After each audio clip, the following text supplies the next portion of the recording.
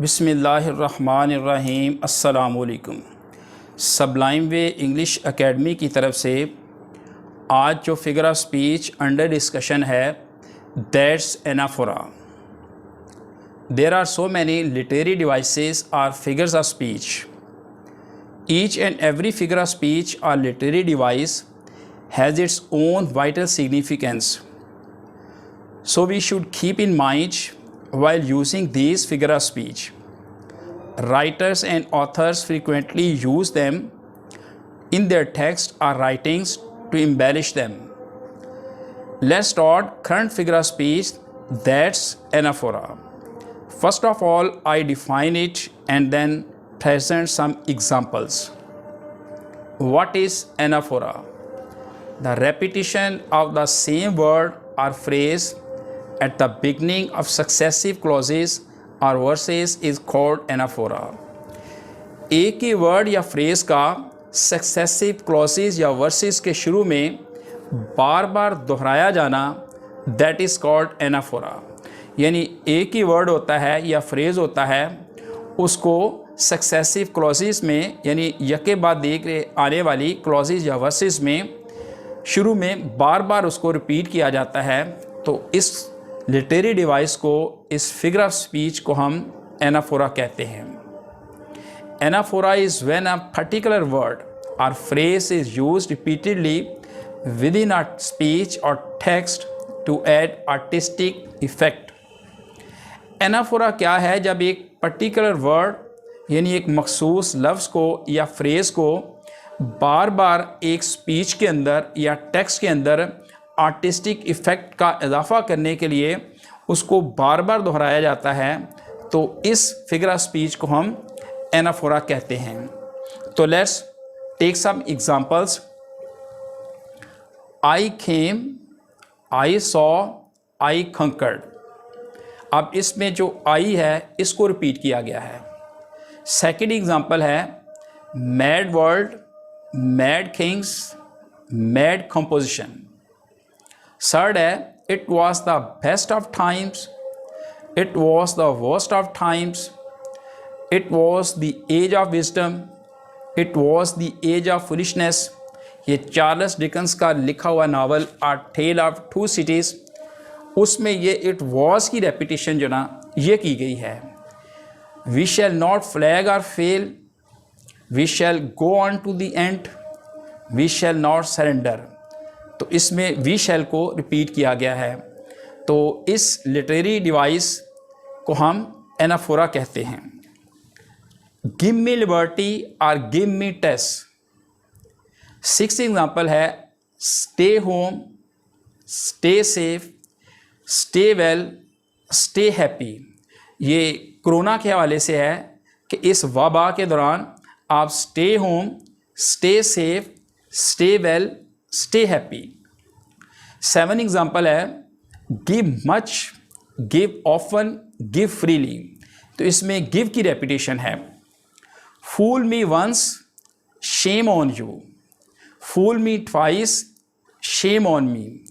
ये एक तरह का कोटेशन भी है कि फूल मी वंस, एक मरतबा मुझे बेवकूफ़ बनाया, तो मुझे तुम पे ट्रस्ट था, तो तुमने क्या किया, उसका मुझे रिज़ल्ट ये दिया कि मुझे बेवकूफ़ बनाया। तो फूल मी वंस, मुझे बेवकूफ़ एक मरतबा बनाया, शेम ऑन यू, तुम पर शेम हो। फूल मी ट्वाइस, मुझे 2 मरतबा बेवकूफ़ बनाया, शेम ऑन मी, मुझ पर शेम हो। यानी कि मोमन एक सुराख से 2 बार नहीं डसा जाता। तो जब दूसरी मरतबा मुझे बेवकूफ़ बनाया है तो इट मीन्स अब मेरी फॉल्ट है, तो now shame on me. Open heart, open mind. तो इसमें ओपन की रेपिटेशन की गई है। The cat ate the mouse, the cat ate the bird, the cat ate the fish. तो इसमें द कैट एट द, इसकी रेपिटेशन की है, तो इसको हम क्या कहते हैं, इस फिगर ऑफ स्पीच को क्या कहते हैं, एनाफोरा, जिसमें एक ही वर्ड या एक ही फ्रेज की रेपिटेशन की गई हो। My friends are my world, my friends are my rock, my friends are my sport. 12th example है man rules the world, man can change the world but man has ruled the world.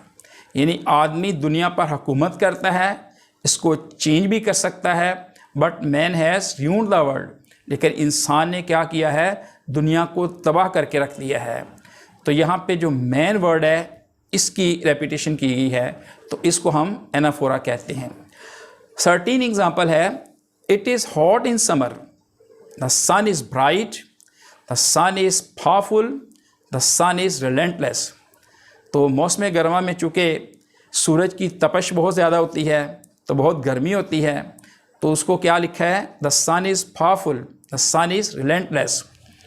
तो एक शायर ने क्या ही खूब कहा है, वो ये गर्मियों की जो सूरज की तपश है, हीट है, उसको सामने रखते हुए पहले तो वो जून जुलाई के हवाले से बात करता है। ये जो मंथ्स हैं जून और जुलाई के, जिनमें बहुत ज़्यादा गर्मी होती है, तो उनके हवाले से बात करता है। पड़ जाएं जिस्म पर आबले, पड़ जाएं जिस्म पर आबले, जो पढ़कर फूंक मार दूं जून जुलाई। कहता है जिस्म पर आबले पड़ जाएं अगर मैं जून जुलाई पढ़कर फूंक मार दूं। और सेकंड वो दिसंबर में वो क्या कहता है, दिसंबर के हवाले से वो सूरज के बारे में क्या कहता है कि मैं दिसंबर में सुनहरी धूप का नज़ारा क्या करूं, मैं दिसंबर में सुनहरी धूप का नज़ारा क्या करूं, इसी सूरज ने तो जून में मेरे बच्चे जलाए थे।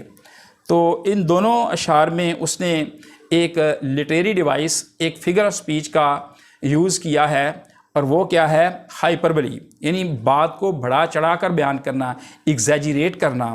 तो यहाँ पे उसने क्या कहा है कि पड़ जाएं जिस्म पर आबले, पढ़कर जो फूंक मार दूं जून जुलाई। कहता है इतनी गर्मी होती है कि मैं जून जुलाई पढ़कर फूंक मार दूं तो फिर क्या होता है कि जिस्म पर आबले पड़ जाएं, तो हालांकि इट इज़ इम्पॉसिबल।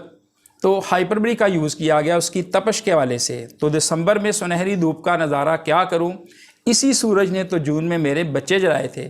यहाँ पे भी कहा गया कि मेरे बच्चों को जला दिया, ये इतनी गर्मी थी। बहरहाल 14th एग्जाम्पल है great haste makes great waste. 15th है I am strong, I am confident, I am capable. We will work hard every day, we will work hard every day, every week, every year until the job is done. I love blue eyes, I love blue birds, I love blue seas.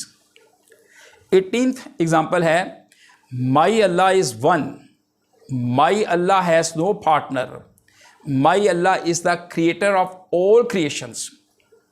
Next है रूमी के हवाले से if you want the moon, अगर तुम चांद चाहते हो, if you want the moon don't hide from the night.